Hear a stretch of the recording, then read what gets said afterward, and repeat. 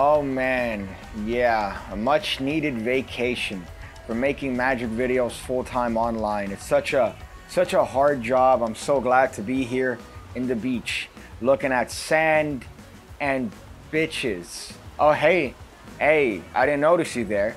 I'm here at the beach, as you can see, and the grind doesn't stop, my friends. There's no end to the grind. Luckily for you guys, it seems that I see a storm brewing. I see a storm brewing up ahead, so I'm gonna need to leave anyways. So why not show you guys some tricks that you could do with the key card principle. Oh, I guess the storm came in way too fast. I wasn't anticipating this. Whoa, am I blowing my special productions budget for the month? I just want to take some time here to apologize to you guys. I had a green screen idea. I'm like, hey, you know, it'd be funny if I'm in the beach. Hey there, stop it. I know what you're looking at. Eyes over here, buddy.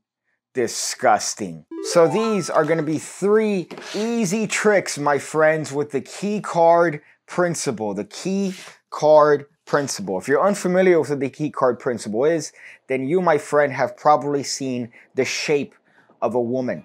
And what's it look like? I've heard it's the equivalent of filling up a rubber glove with shaving cream and sticking your penis between the folds of the glove. No? Okay. So the key card principle is a very easy principle in the world of magic, where after you get a shuffled deck of playing cards, it could be a mixed one, it doesn't matter. All you're going to do is you're going to take note of what the bottom card is. So you're going to peek at it.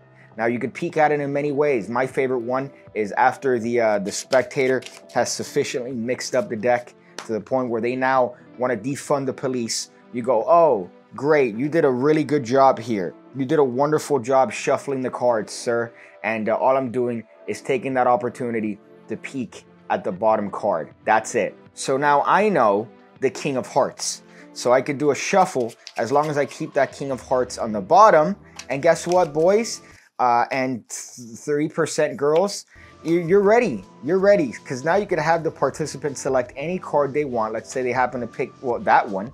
And here's the thing, right? Here's the thing. A lot of people make this awkward movement where they go, all right, great, I'm going to cut the cards here. No, you don't have to do any of that.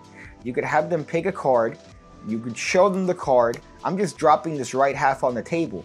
Now, when I take this card and place it here, guess what, dog? I'm ready. All I'm doing is placing that King of Hearts on top of the card, but I tell the spectator I'm placing your card exactly where you touched it from, which is a lie. It's a blazing bold lie, but it doesn't matter because they're stupid anyways.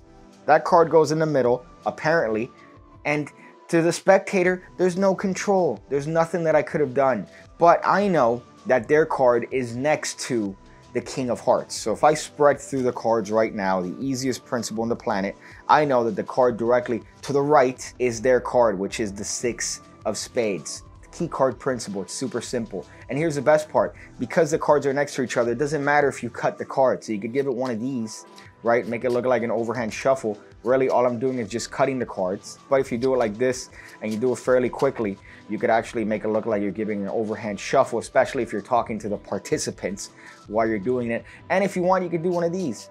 You could even do one of those, which is just it's from Expert Card Technique. All I'm doing is I'm shoving the cards back there, and that's the equivalent of a single cut to the playing cards. So all that's happening is this. That's all that's happening. But it looks like a lot's happening, right? It looks like a lot's happening. It looks like, honestly, my sex life, right? A lot more is happening than what's really happening. How are you liking them apples, boys? Well, if you're lost, then you should totally check out the Pigcake Magic Academy. $5 a month gets you 2 videos every single week going over card point stuff there. You have access to over 800 videos, and you get 4 videos every single week because I actually add 2 additional tutorials that I don't post anywhere else. You should check it out, $5 a month. Improve your life via magic. Not much else though, just magic. So now you know the key card trick, my friend. What can you do with it? Well, you could do a lot of things. Here are 3 things that you could do with the key card trick. Please select one of these cards, sir. That one right there, great. Good eye. Good eye. It's almost like you have a propensity for picking the worst cards in the deck, sir. Why don't you look at that card right there, the next card, the 4 of clubs. Please remember that one. I'm going to leave it exactly where you touched it, sir. I'm not going to change anything. As a matter of fact, you know what? We'll give it a little bit of a mix just because some people don't trust me. But what I'm going to do is I'm going to try to find your card. So I'm going to try to find your card. See, watch, look. Here we go. Here we go. It's a lot easier with the cards face up because I could see them. I don't want you to give anything away, sir. I don't want you to give anything away, all right? But I want you to just think of your card and its location in the deck. Oh boy, you know what? This is getting harder than I thought. Why don't I just read your mind?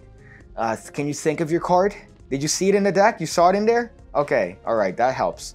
Just think of your card. Say it over and over in your head. 4 of clubs. The 4 of clubs, sir. That's your card. And of course it is because you just peeked at it. That's it. All I'm doing is looking for my key card. That's it. So I'm spreading the cards face up. I'm spotting my key card. I know the card directly next to it. In this case, the next to the Jack of Diamonds is the 4 of clubs, which is their card.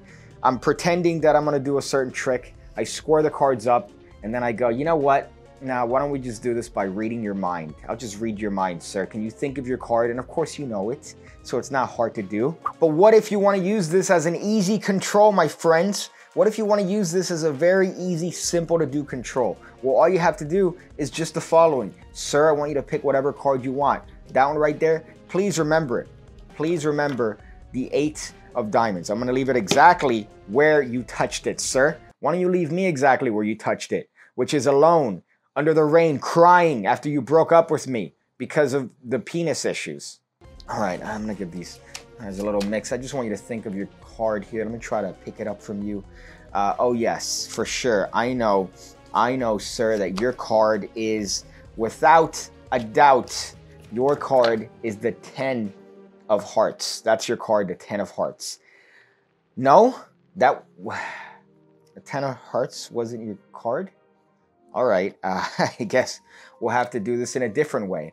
And guess what? I got the card on top, baby. It's an easy control. All I'm doing is that I'm looking for my key card. In this case, my key card is going to be the 6 of diamonds. Of course, I know that that's next to the spectator's card.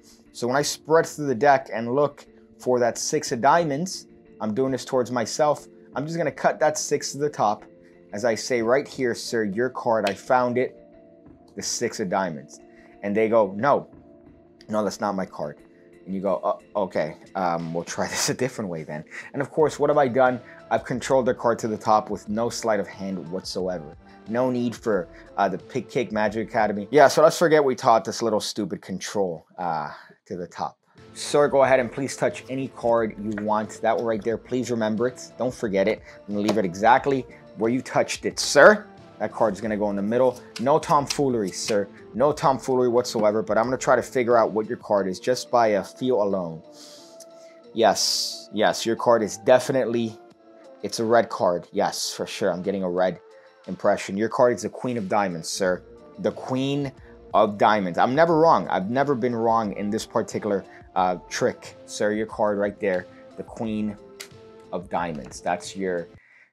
That wasn't your card. The Queen of Diamonds wasn't your card. Are you lying? Are you lying to me? Is this what you do? Do you pick on magicians by lying to them about what card they picked? All right, okay, that's fine. We'll check. We'll do this.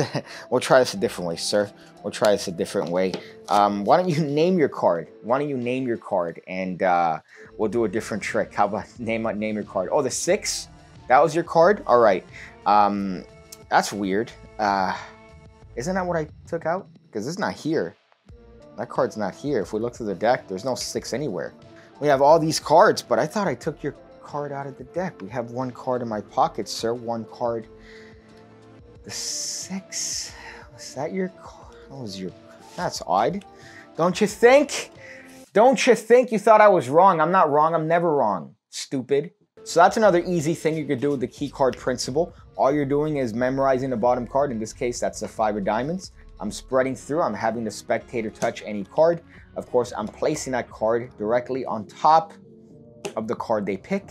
Thus, the key card principle. They could cut the cards as many times as they want. I could cut the cards as many times as I want. But all I'm going to do is I'm going to name whatever that key card was. For the sake of explanation, because of my short-term memory loss, let's say that card happens to be the King of Diamonds. So my key card is the King of Diamonds. I'm going to tell the spectator, oh yeah, I'm getting an impression here.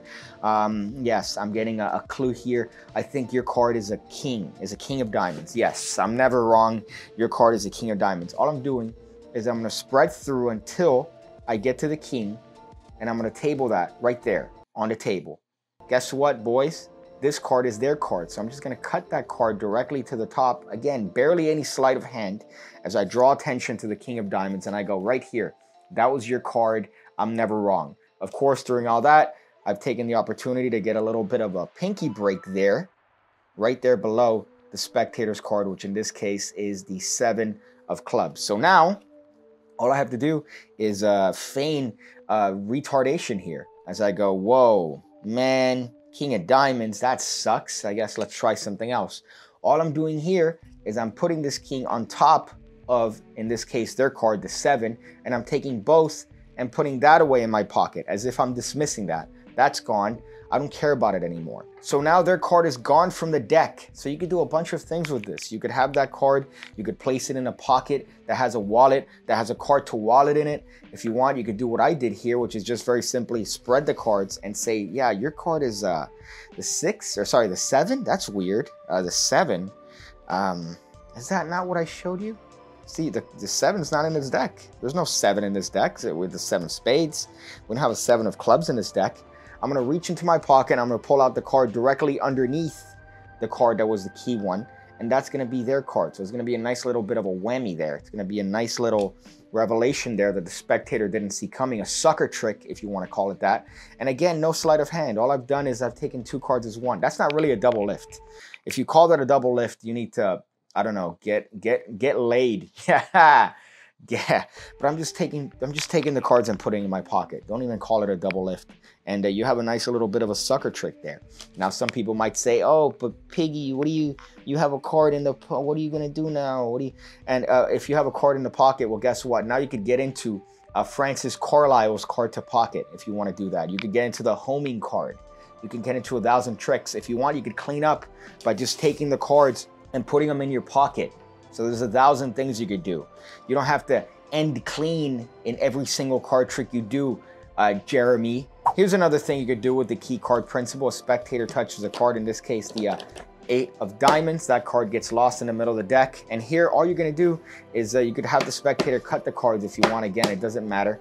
And you're going to do a little bit of a memory trick. You're going to tell the spectator that I'm going to spread to the cards, and I'm going to try my best to memorize the playing cards. I'm going to try my best to memorize the order of the cards. So let's make sure everything here is in frame for this wonderful 24mm lens. So now I'm just going to pretend to memorize the deck, and I go, great. Okay, wonderful. I think I've memorized the deck. So I'm going to turn around. What I want you to do is I want you to grab whatever card you picked and move it. Put it in a different spot and then square up the cards, okay? So they're going to grab their card. In this case, they're going to grab the 8 of diamonds, and they're going to place it in a completely different spot. Then they're going to square up the cards, and now you're going to turn around. So think about this, my friends. You've turned around. There's no way that you could know anything about what they did, but you've memorized the deck. So when you spread the cards, you go, because I've memorized the deck, I know the order of the cards, and I know which one's off. So in this case, oh yeah, this one's out of place. This one's definitely out of place. As a matter of fact, you took it from here. You took it from there. So all I'm doing is, again, the key card trick. I'm noting the card next to my key card, which in this case, my key card was the 9 of diamonds. I see that it's the 8 of diamonds. So when I turn around and have the spectator move their card, all I'm looking for is the card that was moved, which is the 8 of diamonds. You don't have to memorize the deck. Are you crazy? But you could definitely make it look like you've memorized the deck through sleight of hand and lies through this method. And it's a very easy one. You just have to pick the spectator that isn't going to take the cards and run. So make sure that you're not doing this with a good deck or in the hood. They'll steal it in the hood. Bonus trick.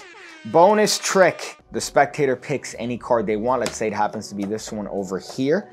That card gets lost in the middle of the deck, never to be seen again. And you claim that you're going to be able to find their card, even though it's lost, even though they could have picked any card, even though I didn't even peek at anything. I couldn't have the time to peek at anything. I'm too busy thinking about my taxes. So you spread through the cards and you make a claim right here. You go, I think I know your card, sir. I think I know. Your card is right there. The Ace of Hearts. Yes, yes, I've never been wrong about this. You, sir, have been magicked. How does it feel? How does it feel to be your card wasn't the ace? Wasn't the ace? Okay. We'll try a different trick then.